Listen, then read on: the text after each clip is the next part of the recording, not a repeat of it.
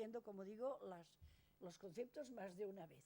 No solamente significa aceptar el monoteísmo, sino aceptar otras cosas propias de los monoteísmos. Por ejemplo, creer que aparte de Dios existen ángeles, que algunos ángeles fueron malos y fueron castigados y son lo que llamamos en la calle los demonios. Creer también en que habrá un juicio final, en que la gente tendrá premio o castigo en función de cómo haya obrado en su mundo. Pero ya empezamos a diferenciar algo. El Islam, a diferencia de cristianismo y de judaísmo, cree en unos seres que en el organigrama de la creación les tenemos que considerar intermedios entre Dios y los humanos. Es decir, Dios creador, para cristianos y judíos ángeles, humanos. Después ya vendrá el reino animal, vegetal, etc. Para el Islam están Dios creador, los ángeles y una categoría que no conocemos, sí que la conocéis, que se llaman genios. Genios lo digo en castellano porque es una palabra que el árabe cogió del latín genius y por tanto no hay por qué llamarles junun en árabe, que es como aparecen en el Corán. No veo por qué tengo que llenaros de palabras complicadas. ¿Qué es un genio? Por tanto, ahí tenemos una categoría nueva de criaturas. A diferencia de los ángeles, que son invisibles y no tienen sexo, los genios son invisibles según voluntad, se pueden hacer visibles y tienen sexo. Un genio y una genia hacen un gienecito. Y así se entiende todo, es la manera. Y todos habéis visto, cada vez es más complicado, los mayores o los que os acordéis más, habréis visto genios, si habéis leído Las Mil y una Noche, evidentemente los habéis leído. Pero en televisión hasta hace una semana se veía muy bien, ahora ha cambiado la cosa. En un anuncio que primero se llamaba Mr. Proper y ahora se llama, ¿cómo se llama? Don Limpio. El genio que salía de la lámpara de Aladino y que ayudaba, y sigue ayudando, espero, a las señoras que limpian, pues eso es un genio. Es una criatura intermedia. Lo que pasa es que todos y todas habéis sonreído. ¿Qué quiero decir? Que aunque para el Islam sea dogma creer en la existencia de genios, pues la gente lo dice con voz baja, con letra pequeña, con voz con más que baja, y si se pueden olvidar de decirlo, lo digo. Pero yo lo digo, porque todas las maneras de entender a Dios tienen también sus maneras de disimular creencias que hoy te pueden parecer o a alguien le pueden parecer poco serias.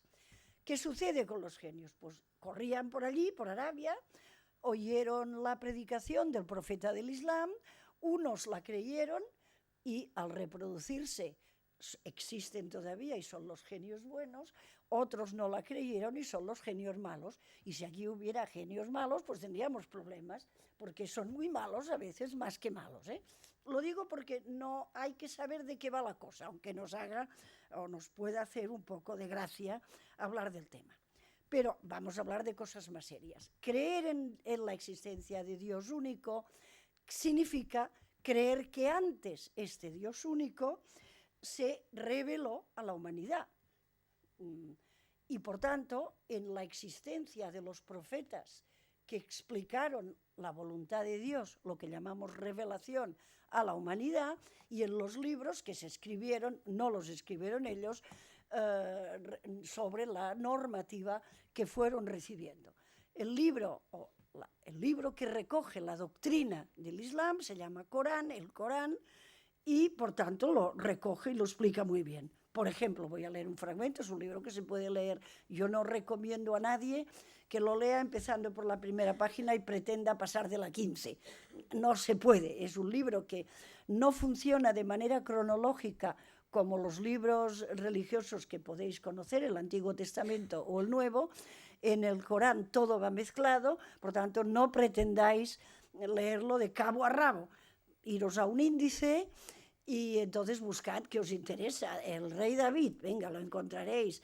Jihad o lo que queráis, pero siempre no se puede leer este libro tal como los occidentales estamos acostumbrados a leer. Aprovecho para recomendar las traducciones de Cortés, por ejemplo, de Julio Cortés, o las de mi propio maestro Juan Bernet, pero yo me inclino porque es mejor la de Cortés, aunque sea porque es posterior y por tanto pudo arreglar cosas o, sí, mejorar. El trabajo de Bernet es impecable, pero mejorable como todo. Un fragmento de este libro sagrado para los musulmanes, el Corán, dice: decid, creemos en Dios y en lo que se nos ha revelado, en lo que fue revelado a Abraham, Ismael, Isaac, Jacob y a las 12 tribus de Israel, en lo que Moisés, Jesús y los otros profetas recibieron de su Señor. No hacemos diferencia entre ellos y nos sometemos a Él. Capítulo 2, que también, dicho de paso, si empezáis a leer el Corán por la primera página, estáis leyendo lo último que fue revelado. Sura 2, el capítulo 2, es de las últimas cosas que fueron reveladas. O sea, todo va un poco al revés, pero se puede, estas dos traducciones que he dicho, tienen su introducción que lo explica. Por tanto, fijaros, según los... No, esto no lo voy a explicar, me lo preguntáis si queréis luego, la teoría que tienen los musulmanes, porque ahora os dejaría así intrigados, de que judíos reciben revelación y la tergiversan. Entonces Dios dice, no puede ser, voy a mandar a otro profeta, Jesús. Para los cristianos, Dios en la persona del Hijo, para los musulmanes, otro profeta. También los cristianos deforman lo revelado, la normativa, y entonces Dios decide mandar un profeta, Muhammad esta vez, y será el último. Por tanto, hay que partir de esta base, de que será el último. Pero hay que partir, esto es importante, para las relaciones internacionales, hay que aceptar la continuidad de la revelación. Dios un día crea a los humanos, faltaría que le preguntáramos por qué, porque le dio la gana, y les dio normativa. Quienes la siguieron son los que llamamos judíos.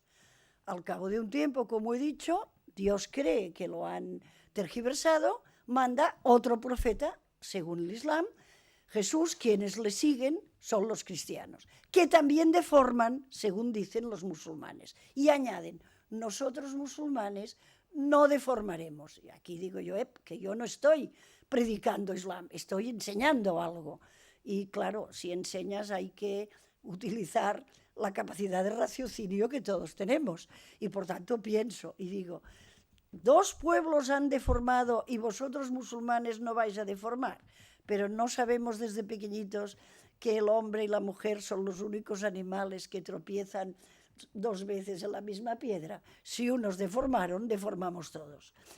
Aparte, si no valiera este argumento, solo escuchando la televisión estos días, leyendo el periódico o estudiando historia, nos damos cuenta, no es nada difícil darse cuenta de que los musulmanes, no todos, pero hay musulmanes que deforman la doctrina que contiene su libro sagrado, el Corán. Sin ir más lejos, bueno, lo que está haciendo un pretendido Estado que encima pretende ser tenido por islámico, esto es terrorismo puro y duro, ni es islámico, ni es Estado, ni es sentido común, sino que es barbaridad. Si queremos otro ejemplo, pues por ejemplo el gobierno talibán, que ya lo vemos con algo de perspectiva histórica, resulta más fácil, el gobierno talibán prohibió, como sabéis, el acceso a la sanidad y a la enseñanza a las mujeres, niñas y mujeres. Bueno, pues esto no es Islam, es decir, esto es una deformación del Islam, por tanto estamos hablando de islamismos. Y ahora he hecho un paso. Hablo de Islam, quienes lo siguen son los musulmanes, quienes lo deforman son los islamistas. Y quienes siguen yendo más allá de su barbarie islamista pueden llegar a convertirse en terroristas. Acabaré, si me acuerdo, hablando de este tema. Por tanto, hay que aceptar la continuidad para los musulmanes de la revelación. Y esto tiene sus consecuencias políticas, porque, como sabéis, el Islam nace en la primera mitad del siglo VII y se expande de una manera inexplicable. Si yo fuera musulmana diría, hombre, inexplicable no, Dios estaba con nosotros, a veces está con Bush, ya lo habla también de vuestra vida, ya ha estado, pues teníamos la verdad y por tanto nos expandimos, diría un musulmán inculto.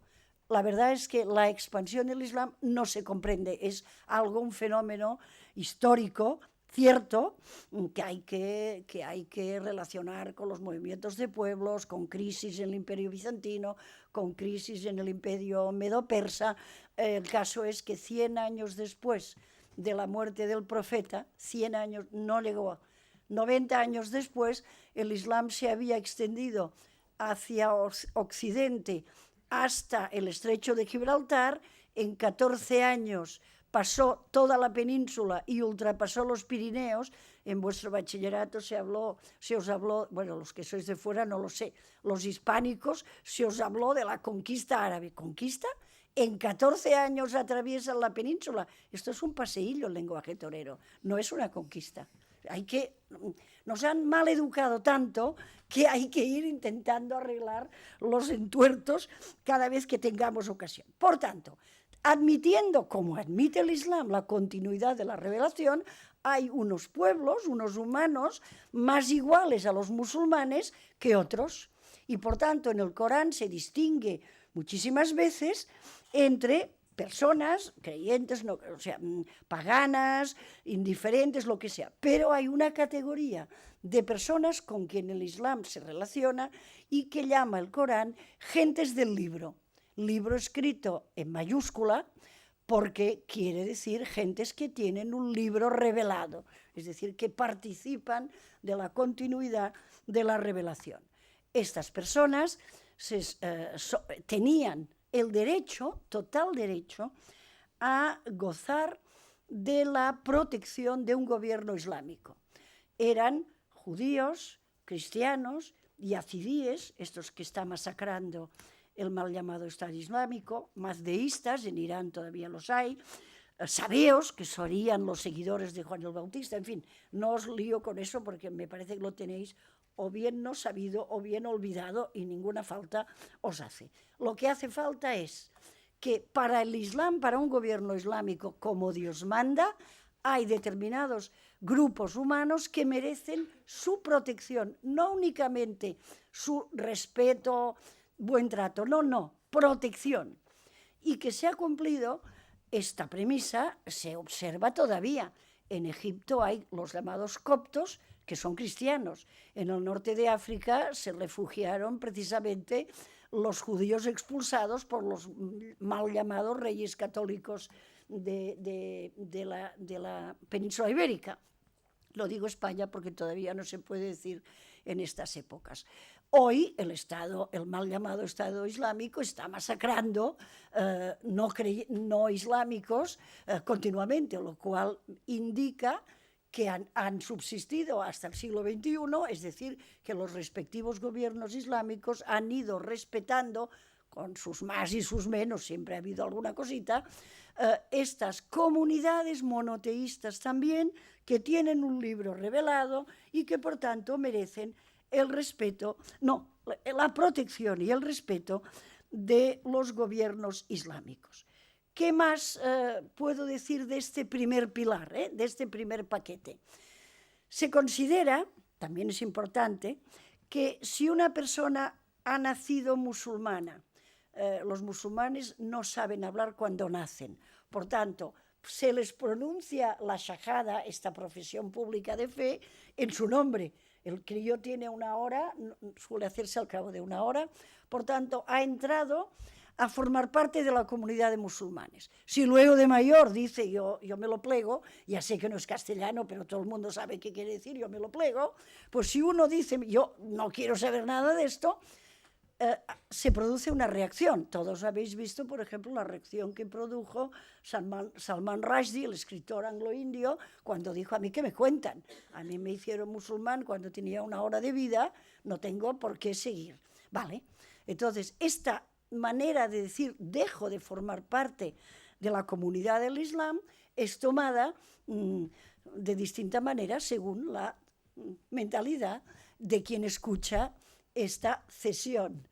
Pues a pesar de que el Corán dice muy, muy, muy claramente no puede haber coacción en cuestiones de religión, volvemos a estar en el segundo capítulo, es decir, el último revelado, algunas personas, lo sabéis por lo que hizo el ayatollah Khomeini, entonces jefe de Estado de Irán, dicen, ¿esta persona ha dejado de ser musulmana? Pues ha perdido todos los derechos que ganó cuando le hicieron o se hizo musulmán. Por tanto, siguen mal pensando, así, con un pensamiento que no puedo estar de acuerdo.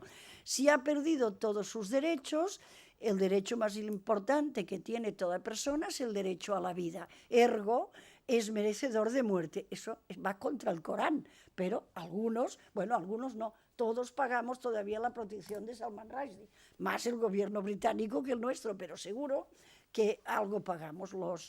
El gobierno italiano paga, por ejemplo, la protección, que esto ya tiene más gracia, de la tumba de Dante en Ravenna, porque, claro, Dante encontró al profeta del Islam en el infierno, esto es intolerable, y por tanto, cuando Gaddafi dijo, ya está muerto Gaddafi, me cargaré la tumba de Dante, pues allí están 2 carabinieri, 24 horas al día, bueno, se turnan, espero, etc.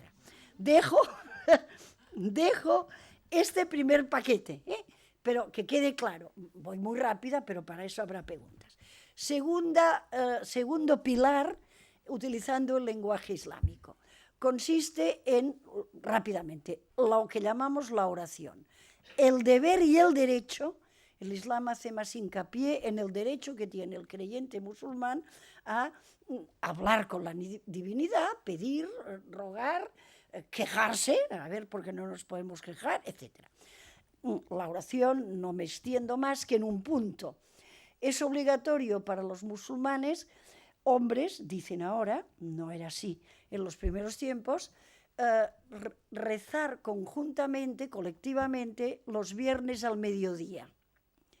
En esta oración colectiva de los viernes al mediodía hay una persona, un jatib, es igual, una persona, una autoridad, que pronuncia un discurso, un sermón, y al acabar pronuncia y pide la protección divina para su gobernante, para el gobernante del país en cuestión. Por tanto, en la Edad Media era muy útil estar al tanto de qué pasaba los viernes al mediodía, porque te podían cambiar, sobre todo en los reinos de taifas.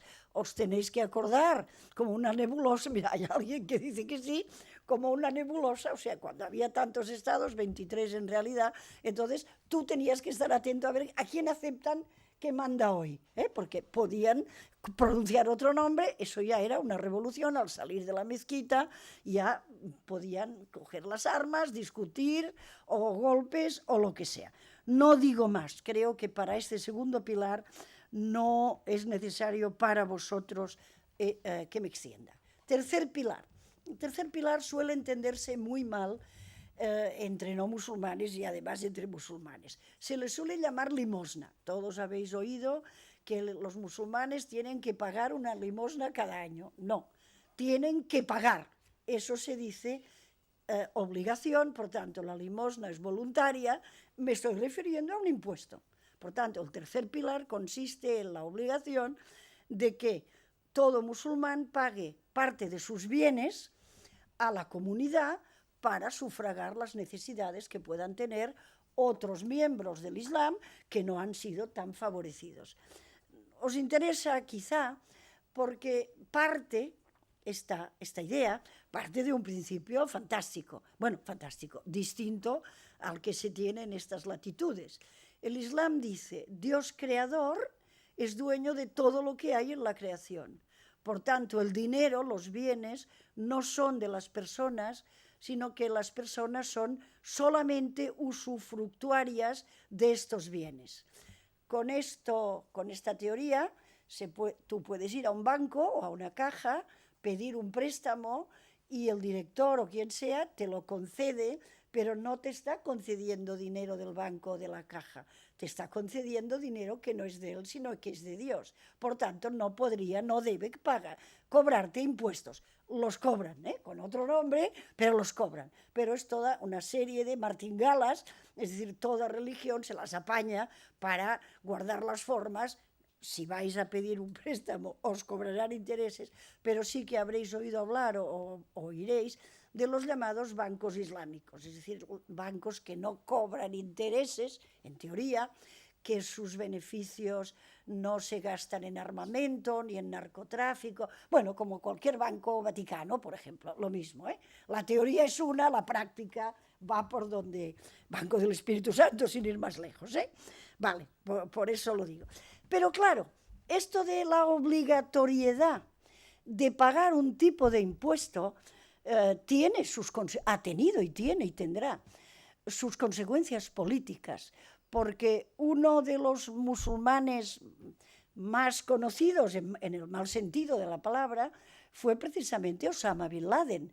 El argumento de raciocinio que utilizó Bin Laden en sus primeros años, según pude ver y se ve y se sabe por sus discursos, los 3 primeros sobre todo, luego volveré a referirme a ellos, era: estamos gobernados por gobiernos que no cumplen con las normas del Islam, puesto que nos están cobrando impuestos como cualquier hijo de vecino. Es decir, en Egipto hay un impuesto coránico que va a la mezquita y allí hacen obras de caridad, pero evidentemente el gobierno egipcio tiene un ministerio fiscal que se cuida de cobrar impuestos como cualquier estado del mundo.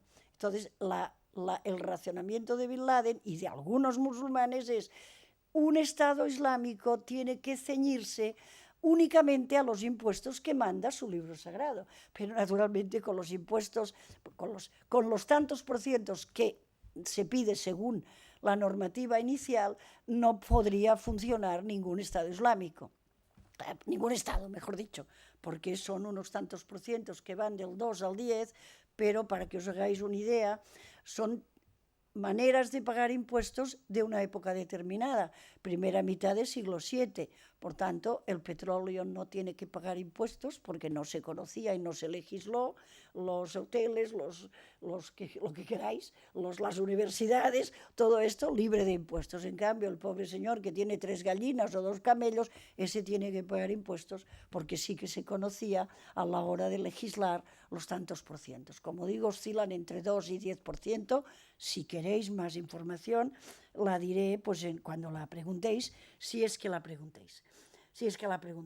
Por tanto, muchos musulmanes creen y publican que la mayoría de sus gobiernos son gobiernos ilegales. Yo me he encontrado con musulmanes que me dicen: ningún gobierno que se llama islámico es islámico. Bueno, pues mire, ¿qué quiere usted que le diga? No voy a decirles a los gobernantes que se limiten a cobrar un 2% de quién tiene gallinas o quién tiene camellos, porque las vacas no aparecen, por tanto no cotizan, o las vacas o lo que sea, el animal que queráis.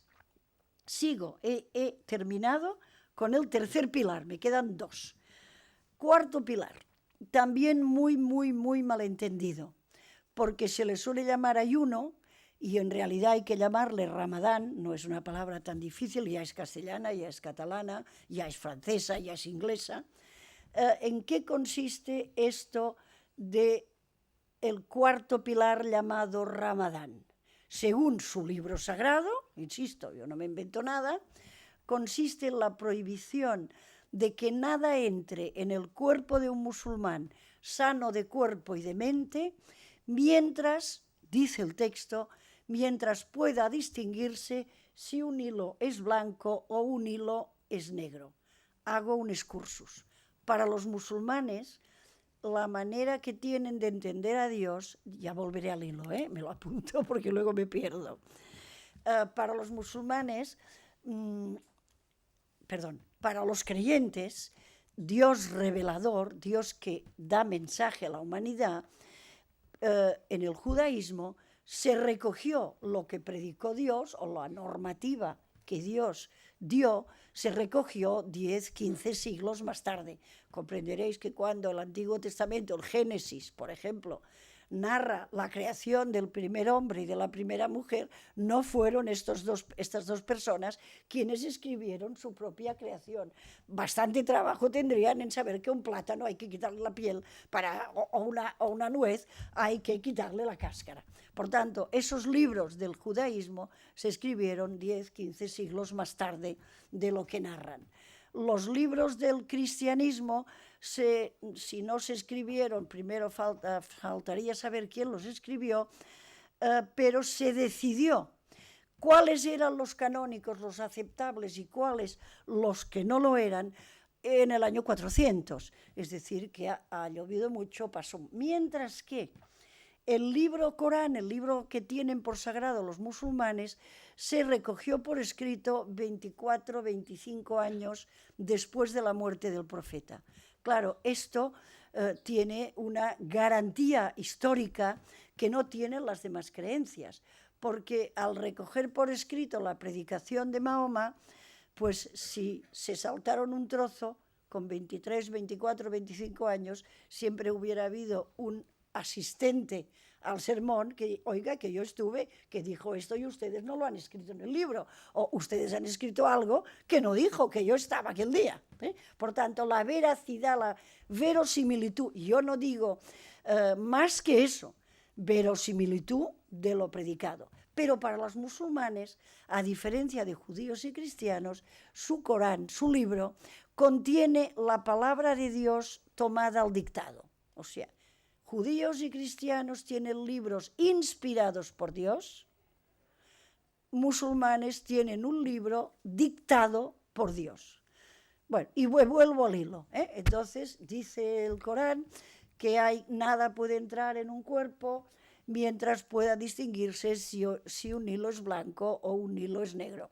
Claro, frases como esta me demuestran a mí que Dios no estuvo siempre por la labor, porque Dios tiene que saber las leyes de la física y de la óptica y, por tanto, distinguir si es blanco o es negro un hilo estará muy en función de qué tenga yo como pantalla detrás. Si es blanco, distinguiré antes la negritud o la blancura, ¿cómo se llama? Blancura del hilo que tengo en la mano. Es decir, que no, aunque digan que es la palabra de Dios, pues a veces parece que, como decía, no estaba por la labor, digámoslo así. En Ramadán existen cosas que pueden perfectamente influir en las relaciones internacionales entre musulmanes y no musulmanes, porque nada puede entrar en el cuerpo durante las horas de luz. Con lo cual, si tú declaras una guerra a un país islámico durante el mes de Ramadán, los tendrás muertos de sed y además medio muertos de hambre porque no han comido desde este año, pues desde las 5 de la mañana ya salía las primeras luces y por tanto tenían que dejar de ingerir nada. Y hasta las 10 o 9:30 de la noche tenían que estar así. Cuando el mes de Ramadán cae en enero, febrero, la cosa es más llevadera. A las 5 de la tarde ya puedes comer y beber y a las 8, 8:30 o 9 de la mañana tienes que dejar de hacerlo. Por tanto, cambia mucho. Declarar la guerra a un país islámico durante el mes de Ramadán es ganarla con toda seguridad. Por tanto, los gobiernos empezaron a dar normas que no están en el Corán, pero que en tiempos de guerra pues no hay que observar esta prohibición, porque claro, nos ganarían todos, es imposible. Una vez más, la religión, o mejor dicho, los dirigentes religiosos se adecúan a lo que conviene para el bien de la comunidad o para su propio bien. Cada uno reacciona como puede. Un buen ejemplo lo tenemos en lo que hizo el presidente tunecino Bourguiba en el año 52, cuando Bourguiba salió de ser colonia, acabó de ser colonia francesa. Bourguiba dijo, este país está en un subdesarrollo total porque la metrópoli le ha exprimido todo lo que ha podido, este año no hay Ramadán, es decir, nadie está obligado a no comer, no beber, son más cosas. Por esto yo he dicho, se expresa mal, no es ayuno, sino que es abstenerse de muchas cosas. Que nada penetre en el cuerpo significa también no hacer el acto sexual y luego ya entramos en una gama, no fumar últimamente, bueno, desde que se inventó el tabaco, y entramos ya en una gama de ideas sobre el Islam que cada uno lo entiende como quiere, como puede. Algunos ni siquiera se lavan los dientes porque como yo voy a garantizar de que no me entra una gota. Pues chicos, te has ido. O ni me perfumo ni me ducho porque por un poro me puede entrar. Bueno, es que estoy haciendo esta especie de caricatura expresamente, porque yo hablo de Islam, pero el Islam no es algo monolítico. Con 1.500 millones como mínimo, hay muchos islames, hay muchas personas que entienden el Islam a su manera.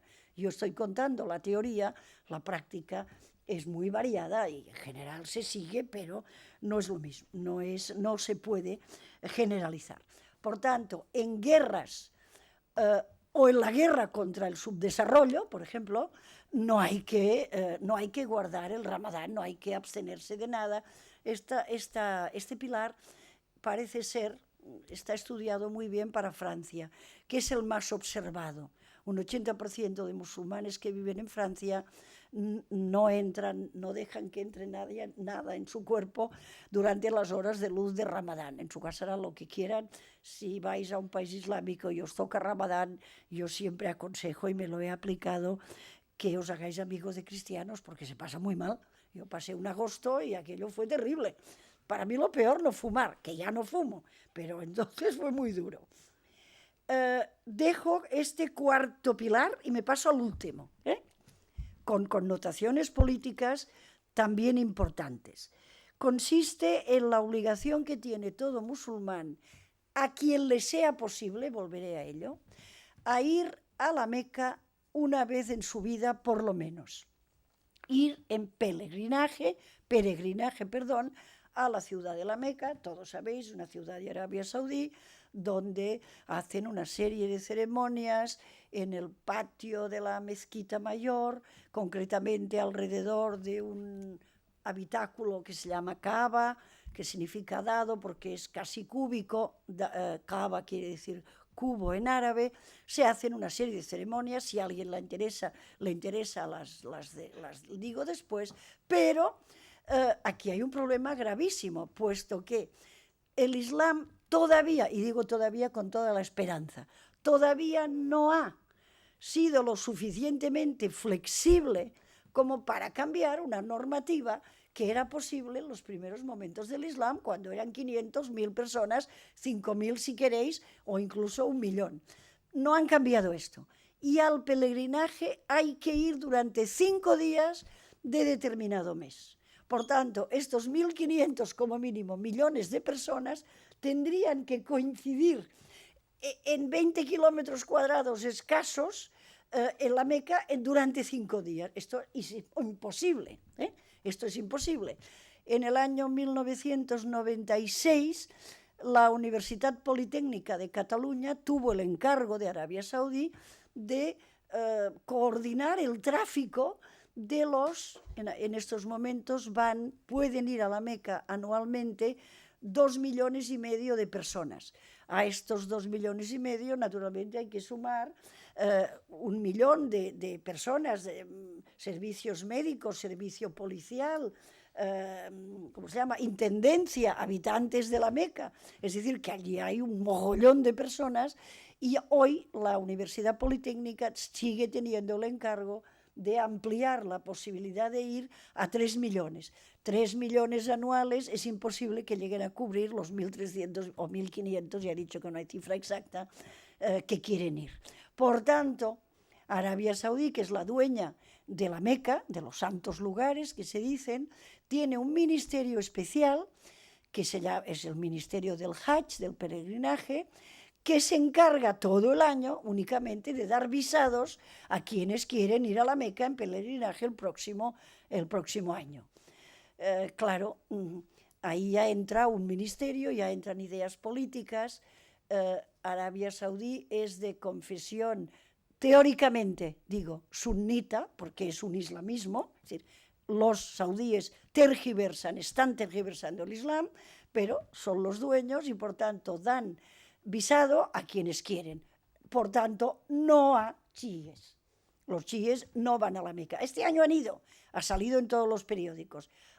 Hubo una avalancha, los chiitas dicen porque un príncipe saudí quiso acercarse a la Kaaba y provocó una avalancha. Los saudíes dicen porque a los chiitas iraníes les interesa decir que no montamos bien esto, es decir, que aquí está la política total. Y el señor Endorgan, de triste memoria, por lo menos para mí desde ayer, o de siguiente triste memoria, se ofreció a decir, ya me encargo yo, ya nos encargamos los turcos de organizar los peregrinos. Naturalmente Arabia Saudí, que cobra sus buenos, ¿cómo se llama?, bocadillos, camas, souvenirs, todo lo que queráis, naturalmente quiere manipularlo él o organizarlo el gobierno saudí. Se está haciendo, pero evidentemente para ir a la Meca, si eres chiita, lo tienes mal, y este año se ha demostrado una vez más. Bueno, voy a cambiar, ya he dicho lo mínimo. ¿De dónde proviene esta manera de entender a Dios? Del Corán, ya lo he dicho, pero se organizó mediante lo que llamamos, todos lo habéis oído hablar, el califato. El califato es un sistema de gobierno propio del Islam que es gobernado por un califa, palabra que viene del árabe, que significa sucesor.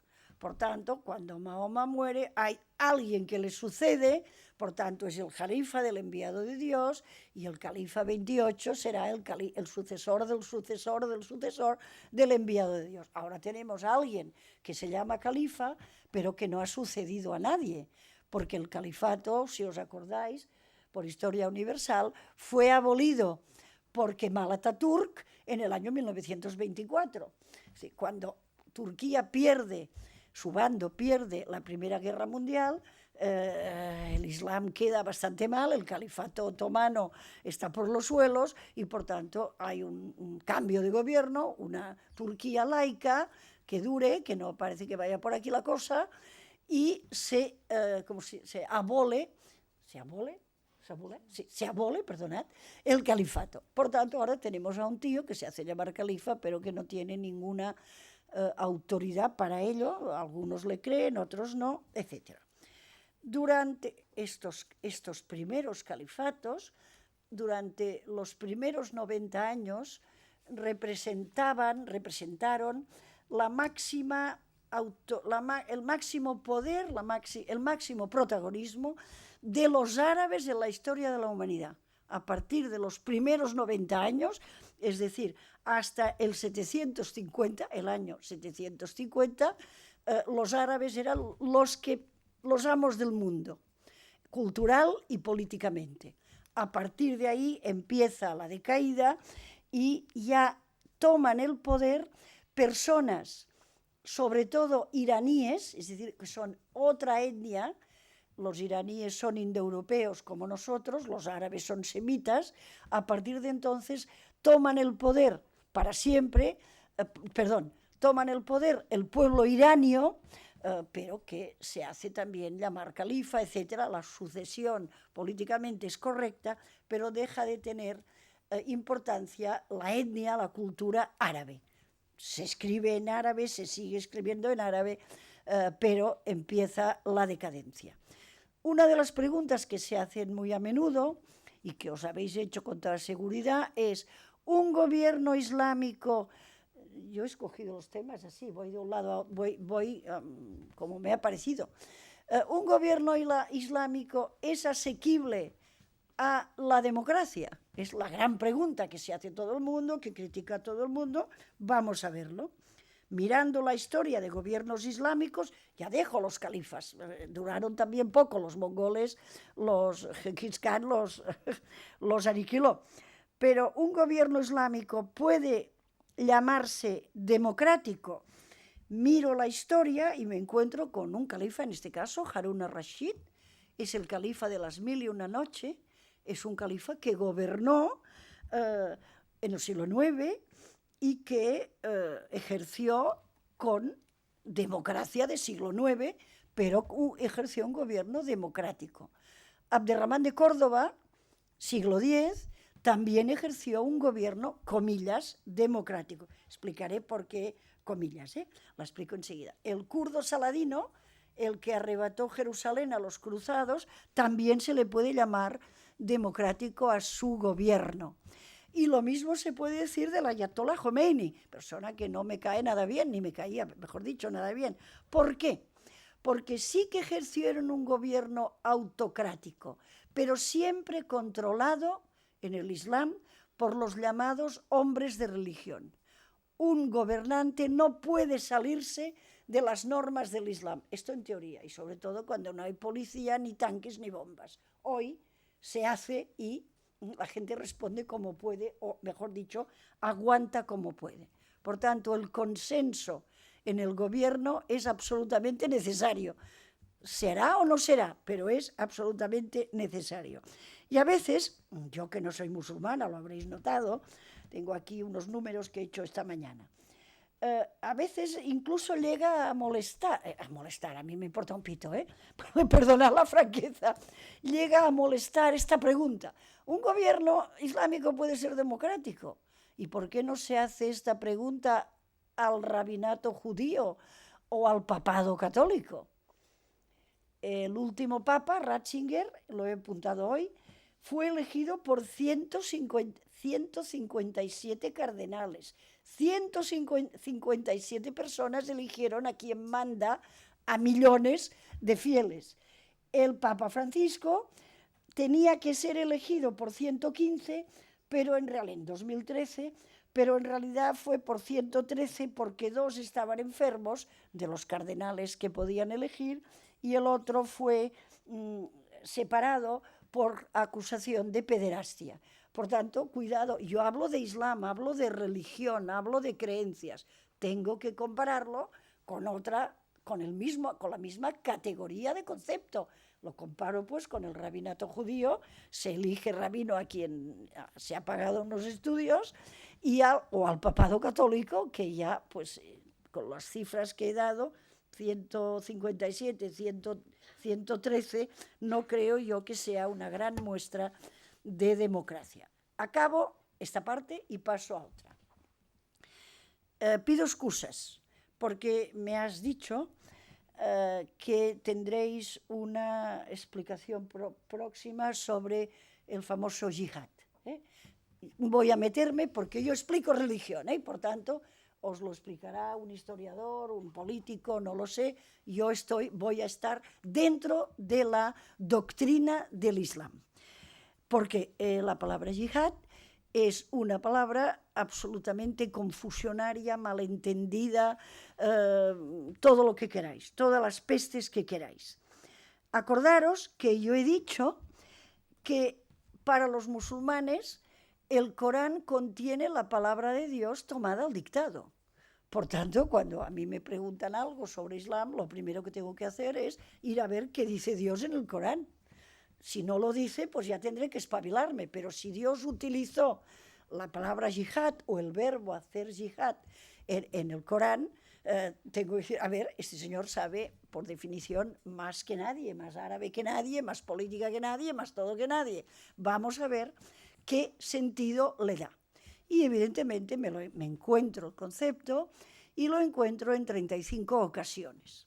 Mirando cada ocasión en que aparece la palabra yihad o el verbo hacerlo, 22 más 3, por tanto, 25 veces de estas 35 significa claramente, leyendo el Corán, esfuerzo individual o colectivo para ser cada día mejor musulmán o cada día mejor gobierno, mejor comunidad de musulmanes. Es un esfuerzo para ser cada día mejor persona, mejor comunidad, mejor gobierno, luchar contra el propio ego, contra las propias pasiones, etc. Es un sentido tiene de elevación espiritual, de mejora espiritual.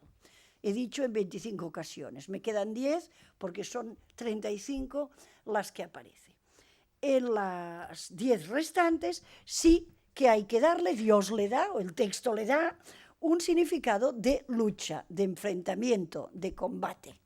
Muy bien, a veces es un esfuerzo, un combate contra uno mismo, a veces es un combate contra alguien más. Este alguien más tiene que el concepto de alguien más tiene que seguir la normativa coránica. Ya hemos dicho que hay determinados pueblos, muchos, que merecen la protección del Estado Islámico. Por tanto, proteger no es luchar en contra. Estoy leyendo. Voy a leer trozos del Corán para que veáis de qué va el asunto. Los tengo en castellano. Venga. Para que una guerra sea lícita en el Islam, no hablo de jihad, una guerra sea lícita en el Islam, tiene que ser de musulmanes contra no musulmanes. Un musulmán, un gobierno musulmán no puede luchar contra otro musulmán. La historia está llena, tan claro como no obedecida esta norma. Por tanto, solo se puede luchar contra no musulmanes. Segunda parte, jamás tiene que ser, según el Corán, el Islam quien empiece la lucha. El texto dice, combatid a quienes os combatan, pero no seáis vosotros los primeros. Punto. Dios no ama a los agresores. Otra vez, capítulo 2, el último de los revelados. Perdonad, os habéis quedado parados las 3 veces que he dicho capítulo 2, el último, sí, porque el primero es una invocación, es decir, que el 2 es el primero en realidad que lleva normativa, lo pedís. Segunda premisa necesaria para que un musulmán pueda llevar a cabo una guerra, un combate. Se permite, leo otro fragmento, se permite que combatan a quienes han sido atacados porque han sido víctimas de una injusticia.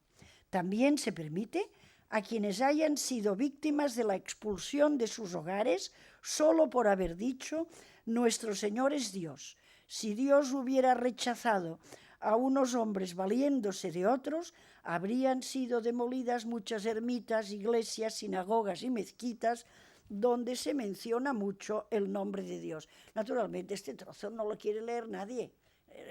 Los libros sagrados tienen esta ventaja, tú puedes saltarte esto o lo otro. Voy a poner un ejemplo, a ver si os animáis.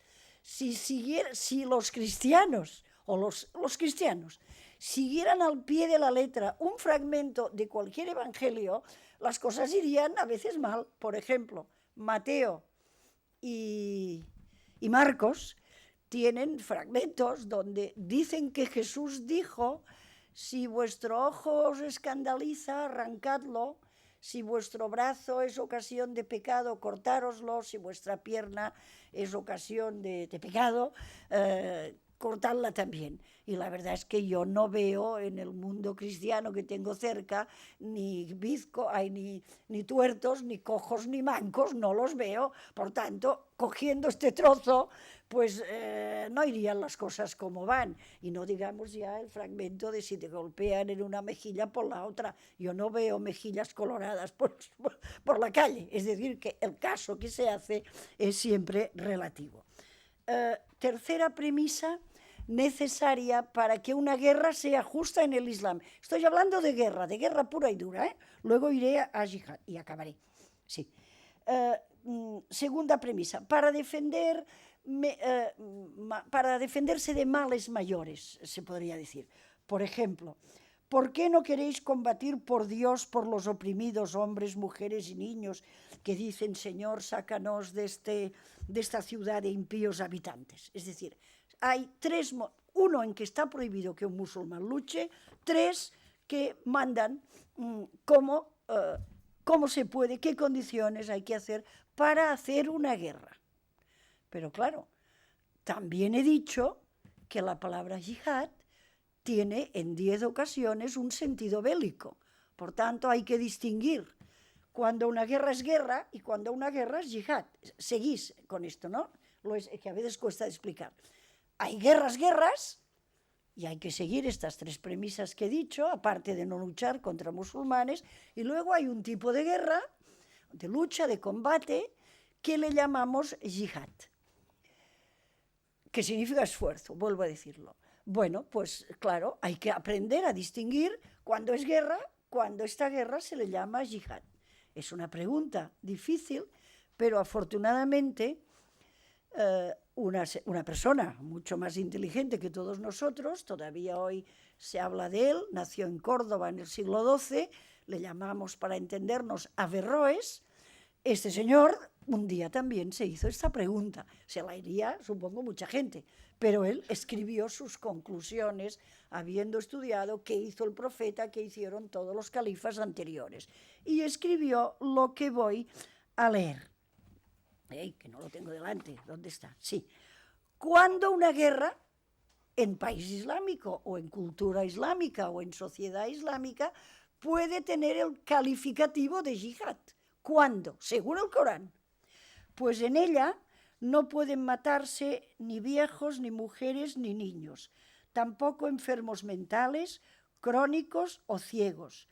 Hay que respetar en el yihad la vida de eremitas, monjes, monjas y hombres de ciencia, a no ser que inspiren sospechas de enemistad. Estoy traduciendo a Averroes. Tampoco se pueden matar campesinos, comerciantes. Perdonad, no copiéis. Yo le he dicho a la doctora Huici que le iba a mandar mañana por correo electrónico un artículo donde está este texto, por tanto no os canséis, ya lo tendréis escrito, descansad un rato. No se puede, ¿qué he dicho? Talar árboles, ni quemar cosechas, ni sacrificar animales, aunque si no es para el alimento de los combatientes. No se pueden dispersar abejas, ni destruir edificios aunque estén deshabitados, y las únicas armas permitidas son la lucha cuerpo a cuerpo, estoy hablando del siglo XII, y las usuales en aquel momento, lanzas, espadas o flechas, pero terminantemente prohibido las flechas envenenadas, aquellas que todavía el señor Aznar no ha dicho que no las había en Irak, las armas químicas, equivale a las flechas, ¿cómo se digo?, envenenadas. Todo esto se escribió o se puso, sí, por escrito, y en teoría tenía que practicarse pues muchos años antes de la famosa Convención de Ginebra o de los famosísimos derechos humanos que tienen 60 años y poco más, no sé, ahora son del 48, hacen la resta, yo ahora no estoy para ello. Pero claro, ¿con qué nos encontramos ahora? Con unos medios de comunicación que están hablando de yihadistas y del yihadismo y de personas islámicas que hacen yihad y dale que te pego. ¿De dónde viene esto? Ya acabo. Pues he dicho que volvería a hablar de Bin Laden. Bin Laden, cuando escribió los 3 primeros discursos al mundo después del atentado terrorista contra las Torres Gemelas, los escribió en árabe y hablaba de mujahidun, porque es la manera en árabe de decir quienes hacen yihad. Pero estaréis todos de acuerdo que se destruyeron árboles, mujeres, edificios, niños, lo que sea. Por tanto, el señor Bin Laden pervirtió una norma del Islam dándonos gato por liebre. Habló de mujahidín y en realidad tenía que haber hablado de combatientes o al menos a mi modo de ver de terroristas. Occidente tan sabio encuñó la palabra mujahidines, sí, con Y en castellano.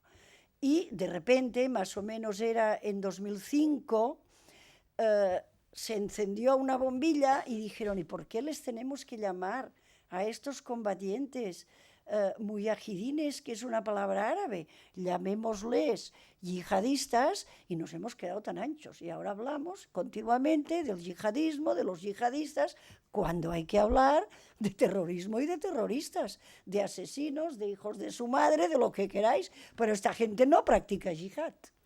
Este es el problema. Este problema, acabo, a mí, que lo sigo, claro, me dio una mínima alegría ninguna, pero pensé, bueno, no hay mal, me salto todo esto, no hay mal que por bien no venga, por lo menos estamos olvidando la expresión Guerra Santa. Guerra Santa hace 10 años era lo que se usaba el término que se usaba para hablar de musulmanes que combatían, practicaban la Guerra Santa. Bueno, pues yo pensé, mejor, esto ya es un paso adelante, porque una guerra nunca puede ser santa. En realidad, la expresión guerra santa no es propia del Islam, la inventó el Papa Urbano II en el siglo X para aludir a las cruzadas, es decir, una guerra santa para recuperar los santos lugares, pero se aplicó al Islam y guerra santa por aquí, guerra santa por allí. Yo ya tenía una cierta alegría hasta que el octubre del 14, es decir, hace un año y un mes, tuve el gran disgusto, no, el gran empreño, como no sé cómo se dice empreño en castellano, no lo sé, porque me salió, a mí no, salió la 23 edición del Diccionario de la Real Academia Española, esta institución cuya propaganda dice que limpia, fija y da esplendor, y han entrado la palabra yihad, escrita con Y, no es cierto, porque es una Y o una J, que se pronuncia jihad, y lo han entrado. Primera parte, que critico. La explicación es, lo entramos con Y porque los castellano hablantes no saben pronunciar la Y.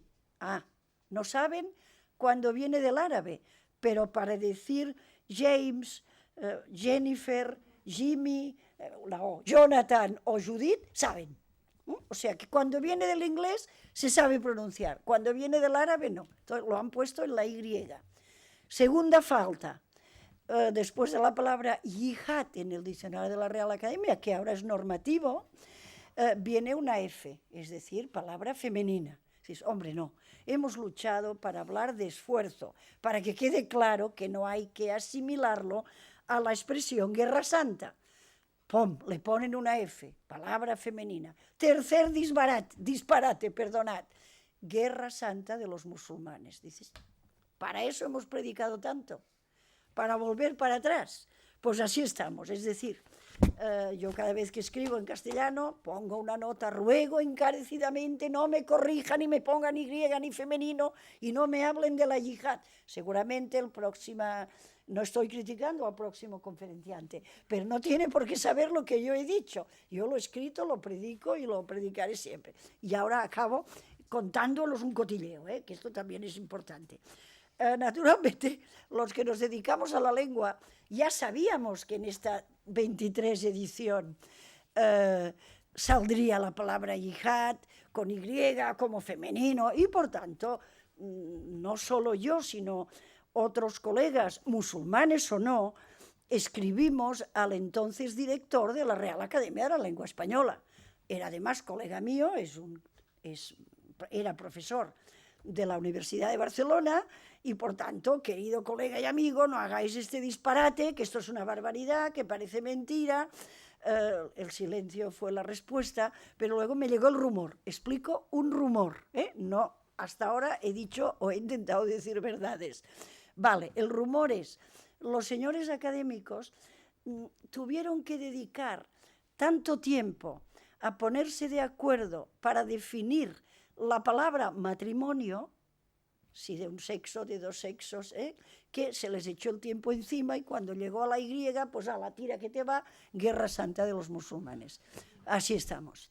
Por tanto, yo un consejo, utilizad yihad con J, porque Jonathan, Jimmy he dicho, ¿no? Como ejemplo, he buscado 5 vocales. Pues va con J y la Y es una torpeza enorme. Y llamarlo guerra santa de los musulmanes ya es la pera. No creo que quisiera yo decir nada más. El tiempo es lo que cuenta, por tanto, adelante quien quiera algo. Criticar, lo que sea, yo admito todo.